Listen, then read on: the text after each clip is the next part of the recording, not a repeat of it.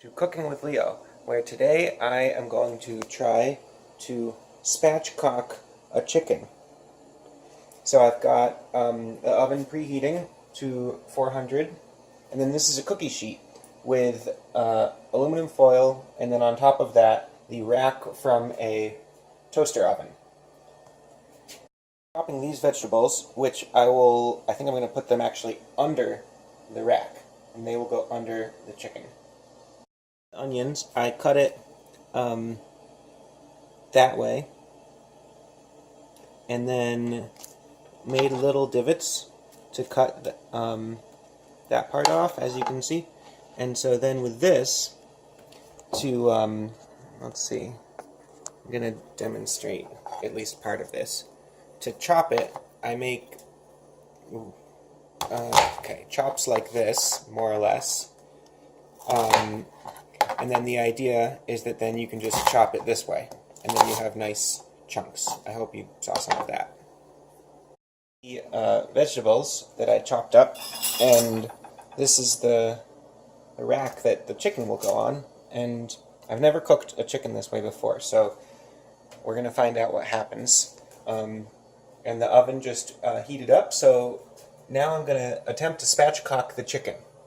The idea is to, let's see, I need to cut down one side of the chicken, so I just need to figure out which side that might be. I think it's this side. I need to cut it in half. You'll see what that means in a moment. I might consult with the article to make sure. I'll be right back. After watching the video several more times, which I can post the link to it, I determined that the chicken has to be lying in this orientation with the pointy parts of the wings up. So I have positioned the chicken, and then I am to use a chef's knife, this, to cut along the one side of the backbone, and then the chicken will open up. So now I'm actually going to do all of that, and I will return in a moment.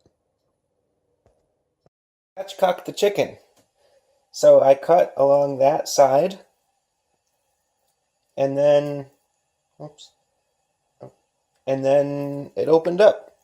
And so now I'm going to attempt to remove more of the backbone, because the whole point of this is that there's less backbone, it'll cook faster.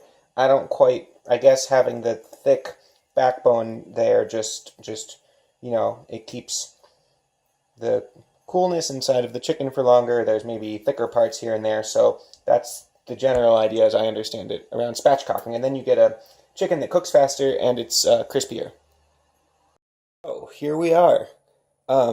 This is the first chicken I've ever spatchcocked, and I'll try to explain a bit of how it went. So over here you have the backbone. So this is what I removed. And then over here you have some breast, which I did not intend to remove, but I did accidentally. And then here you have the rest of the chicken. So the breast and the backbone, I'm going to save this for either a soup probably, and this for maybe like a small stir fry. And then this chicken, I'm going to remove the onion peel that got stuck to it. It's everywhere.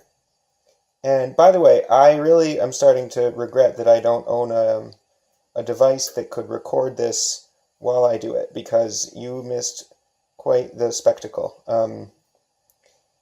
And so maybe I'll do this again sometime with such a device, and it'll be a little less sloppy. I have a new respect for the backbone of a chicken, which is very strong.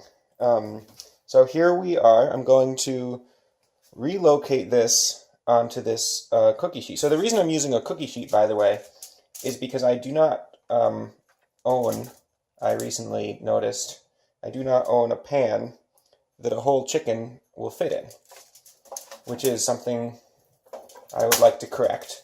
But for the time being, this is actually a pretty, the nice thing about this contraption is that it lets some air go underneath the chicken, or the whatever bird it is that you're making. I'm tucking the wings in a little bit because I know they cook faster, and I mean, they'll probably just pop out, but maybe I can, you know, sneak them in under there, and then they'll be stuck. And that's it. And then I'm going to add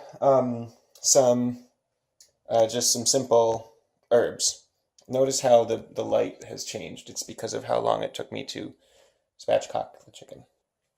And then I'm going to cook it for, starting with 45 minutes, and then I'll check the inside and make sure it's not too raw.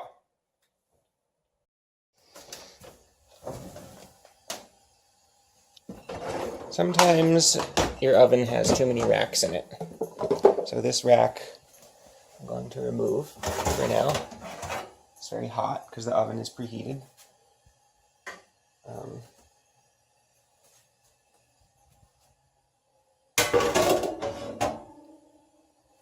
And then it's time to put the chicken in. Here it goes. Chicken in a cookie sheet.